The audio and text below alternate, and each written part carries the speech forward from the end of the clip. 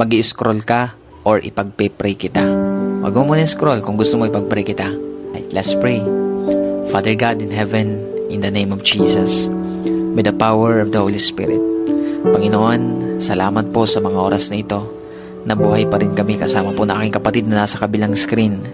Lord, hindi po aksidente na pinili niya na manalangin, Panginoon, kasama ko, Lord God, sa mga sandaling ito. Hindi siya nag-scroll, Panginoon. Lord God, hindi po aksidente na pinapakinggan niya ngayon, Panginoon, ang panalangin ito. Kaya dalangin ko, Panginoon, ano man yung mga bagay na tinatago ng taong ito, ng mga nararamdaman niya, Panginoon, O God, mga kabigatan na yan, na sinasarili niya, Panginoon. Tulungan niyo po siya, Lord. Panginoon, bigyan mo siya ng lakas na galing po sa inyo. Tulungan mo siya, Panginoon, na magtiwala sa inyo at isuko lahat-lahat, Panginoon. Lord, walang bagay na hindi mo alam sa buhay namin, lalo na sa taong ito na nandito sa screen, Panginoon. Alam mo, Lord, kung paano siya nasasaktan. Alam mo, Lord, yung kanyang mga pagluha. Alam mo, Panginoon, yung kanya pong karamdaman. Alam mo yung kanyang suffering, Panginoon. Lahat yan ay nalalaman mo, Panginoon. Kaya naman, Lord, tulungan mo siya ngayon, Lord God, na i-lay down ito sa inyo, Panginoon. Dahil the moment, Lord, na isuko niya ito sa inyo, doon niya mararamdaman yung kaginhawaan, yung kapayapaan, yung kalakasan, kagalakan sa kanyang puso, Panginoon. Kaya I pray right now, Lord, hayaan mo ibuhos mo ngayon ang kapayapaan na hinahanap niya, Panginoon. Hindi niya yan makikita, Lord, sa ibang bagay, kundi makikita lamang niya ito sa inyong presensya.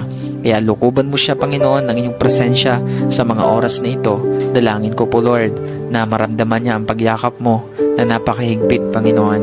Kaya mo, Lord, sa pagyakap mo, makita niya, Lord, maranasan niya, Panginoon, ang inyong pong pagkilos, makita niya, Lord, na may binabago ka sa kanyang buhay, maging sa kanya pong sitwasyon. Maraming salamat, Panginoon. Hayaan mo, Lord, magpakilala ka pa sa taong ito na nandito sa screen, Panginoon. Alam ko po, Lord, na lahat ng nangyayari sa kanyang buhay ay mayroon kang purpose, Panginoon. Lahat yan, pagkatapos niyan, Lord, mayroon kang itinuturo sa kanya, mayroon kang mga bagay na nais ipaunawa sa taong ito, Panginoon. Kaya dalangin ko, Lord, na makita niya yun, Lord, yung purpose mo. Hindi niya isipin, hindi niya tingnan, Lord, na yan ay pabigat sa kanya, Lord, parusa sa kanya, kundi, Lord, mayroon kang bagay na gustong ipakita sa kanya. Isa na po doon ang kapangyarihan mo, ang katapatan mo, gustong patunayan ang katapatan sa kanya. Kaya dalangin ko po, Lord, na mas makita niya, Lord God, yung pagkilos mo sa mga sitwasyong ito na kanya pong pinagdadaanan. Maraming salamat, Lord. Pinagkakatiwala ko po siya sa inyo. In Jesus' name, Amen and Amen. So, ayan kapatid, ipagkatiwala mo yan sa Panginoon lahat. May purpose si Lord kung bakit ka nandyan.